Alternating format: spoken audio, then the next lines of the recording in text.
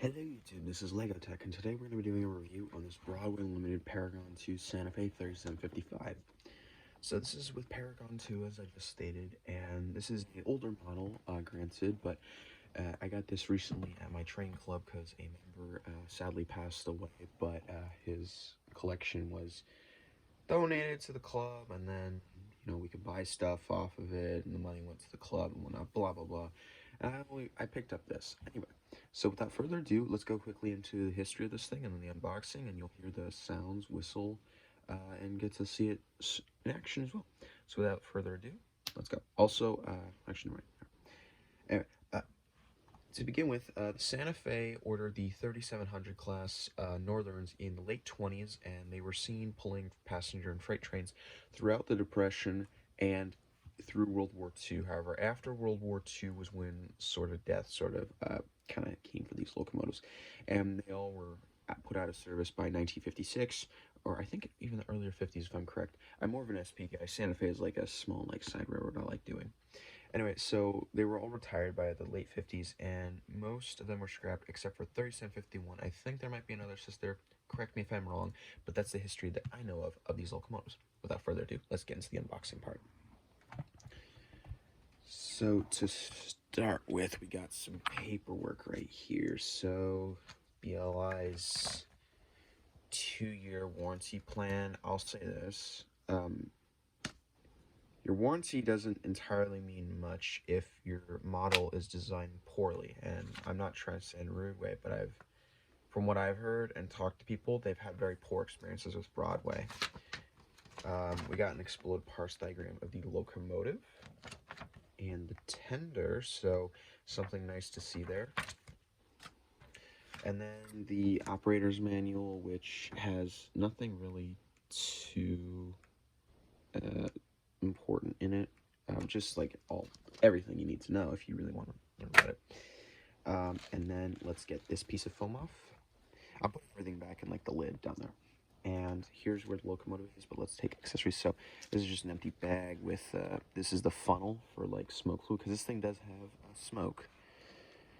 And this is some BLI smoke fluid that my friend gave me because he has a big boy, and then he just had a second one, he didn't need it. Some needs a silica gel because it then keeps the box, instead of getting moist, dry.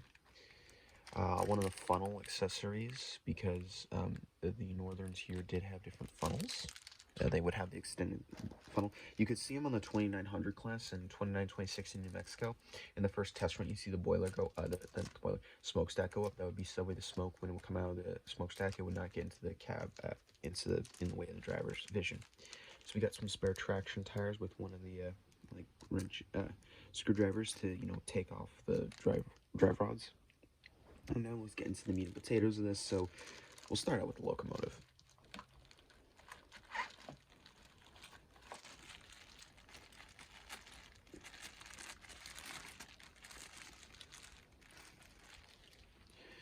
Alright, she's a beauty.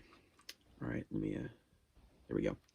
So, as I said, this is 3755, and right off the bat, this is a nitpick, of course, but the axles here, they are silver. They're not painted. They would be painted in real life, but yeah, that's a nitpick in my opinion. So yeah. Anyway, let's start off with the front of the locomotive here. So you got the proper, so they were with the darker gray for the smoke box, but then the side would be black and whatnot.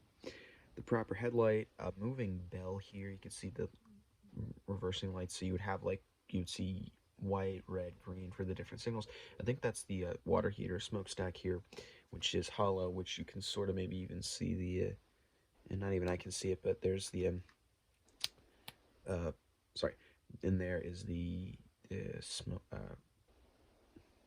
smoke generator, I guess is the word for it. All the little handrails are separately applied on here, and the coupler cut bar can even be seen moving. Right. And also we got the step stools. Now this coupler here is a dummy, but that's perfectly fine. Both sides are very similar, but we're going to go with this side first, and I'll go over the details that you go over on the other side. If you look closely, you can even see that the builder's plate here is legible, but you would need a magnifying glass, and my camera is not that good. Or, well, I mean, maybe it sort of is because it's 4K. You can pause the video and zoom in if you want to try and read it. That is up to you.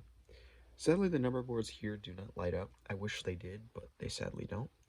3755 for the Sando. I think 2 whistles here, one on either part. And why is my camera zooming out? Dome, some more piping, I assume. Probably a dynamo right there, I think. And the roof hatches on this model slide open and closed, which is a definite nice add-on to the model, because one of the things that I do like, that is one of the things I appreciate on Broadway's models from what I've noticed, or at least on this one. This is my only steamer I have from them. I hope they do it on others, because my MT4s do not have that, and they're from Bathroom. You got all the proper piping in here, and the proper valve gear all laid out properly here. All metal as well, so you're not going to have any problems where it bends or whatnot, or comes out of place. Piping and everything, and one of the things I like about the cab is the separate, I think that the roof overhang is separately applied and whatnot. And if we look inside the cab, you can see, if I light it, angle it right, there's a full interior there. Now, not all, also, like, figures are painted, but sadly not the cab detail. Would be something nice to have. You can see the coupler bar here, or coupler bar here, drawbar, and then the pins here for connecting to the tender. And so with that said, let's put the locomotive down, because that's pretty much everything. Oh, actually, wait, just quickly on the other side. This is the only difference here is really just this, but regardless, I'm a Steam guy, but I don't know the most because I'm trying to research them right now. But I'm also doing full stuff in college, so yeah.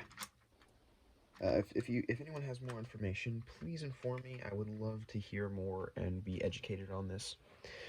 And without further ado, let's go into the tender.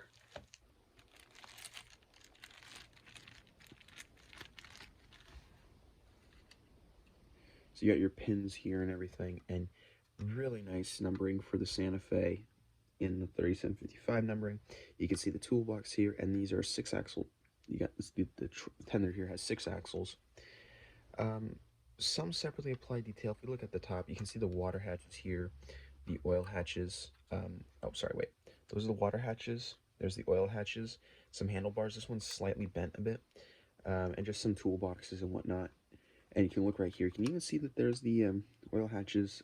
And I think this was originally possibly a coal burner. But you can see all the separately applied details here. Very much, very appreciated. Also here, you can even see with not only the tender, but even there's some legible information here about, the locomotive, and the light here, when it does go in reverse, does work.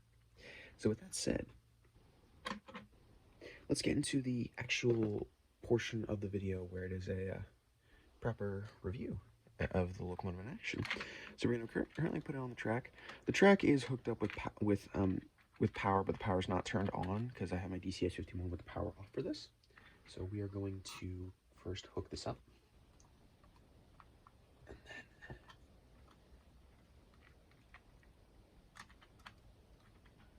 all right, so let's put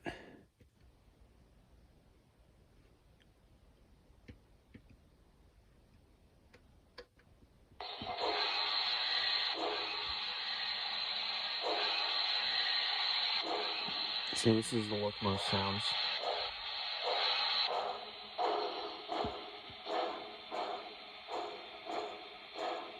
Now if I mute it,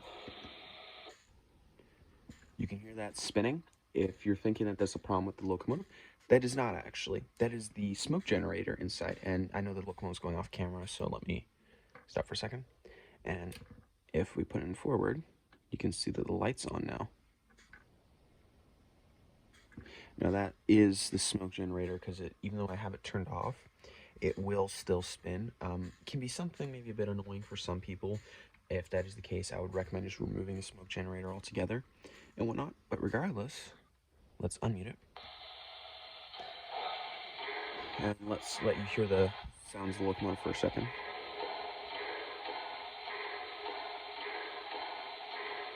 We'll go through the sounds now.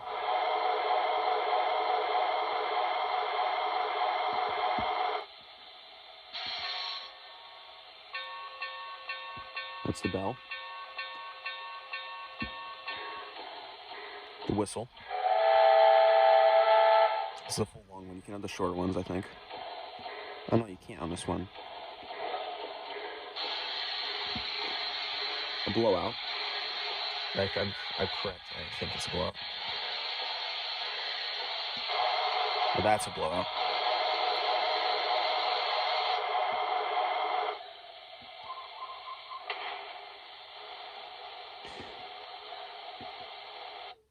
Oh, no, that was... F8 is mute on this. And that seems to pretty much be it for this. So let's mute this. And so far, this is a pretty good model. In my opinion, if you can find one of these used for cheap, I would say go for it. However, be warned here. One of the biggest problems where I stated earlier, your warranty doesn't really mean anything if your locomotive's flawed Broadway, was that the smoke generator, there's a switch under the cab here which you have to have on or off.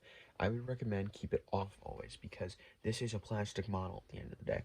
And the problem with that is the smoke generator has been known, and this thing was really hot after I ran it for the first time. This was hot. It was almost going to melt the plastic here, which should not be good. And I know a guy who had a Southern Pacific cab forward. I think it was, I don't know, I think they did the AC-12s. He had like 4294 or something, I think. And anyway, so he had it, ran with the smoke generator on, melted the boiler, had to do that sent it back on the Broadway twice. They never fixed it, so he says, you know what, I'm not running with the smoke generator on, even though it was the main reason I picked it up. I think he said that because, you know, he does N scale mostly, and HO scale, he wants to have, like, more features. But regardless, if you can look past that, this is really nice. Also, another thing, Paragon. Paragon 2, I don't think is bad at all. I think it's pretty decent for what you get. However, if your decoder dies, I wouldn't go up to a Paragon 3 or 4. I would recommend maybe going to Locksound or Tsunami. But at the end of the day, that is your choice here. Overall, I would give this model I'll give it like a 7 out of 10. The main reason for me is because of the smoke generator that will melt the entire boiler here. There's a massive design flaw here with all plastic models, and Broadway's poor service here for that. Sadly, since this thing came out in the 2010s, and you know it's 2024, and the warranty says, you pull it out. Maybe I should have put these on the side. The warranty says 2 years. The poor design of this will destroy it, so you need to make sure you don't have the smoke generator on. The switch is under the cab, like I said earlier, and this model, if you are to pick one of these up, I would say is most definitely worth your money, especially if you can get it on the cheap. But like I said, remember about the smoke generator and whatnot. And genuinely, you can pull a pretty good long train. This is a very powerful engine. But with that said, I don't have any running footage of it right here. I will link at the very end of this video a video of this thing in operation, pulling a 40s freight, which was about 16 foot long. This thing was just pulling it along the track, having no issue. Only other issue I can think of is the flywheel gear in here apparently has had issues where they do crack. But you can easily go find, if you know people, you can go online and get like replacements. They can be even 3D printed as well, so maybe you can get like the formula. But that's what I've heard from a friend and whatnot. But that's what I've heard. This is all from my experience. So far, I've had a very pleasant experience with this thing, minus the smoke generator almost melting the boiler. With that said, thank you all for watching, and I'll see you next time. Thank you for watching. Bye bye.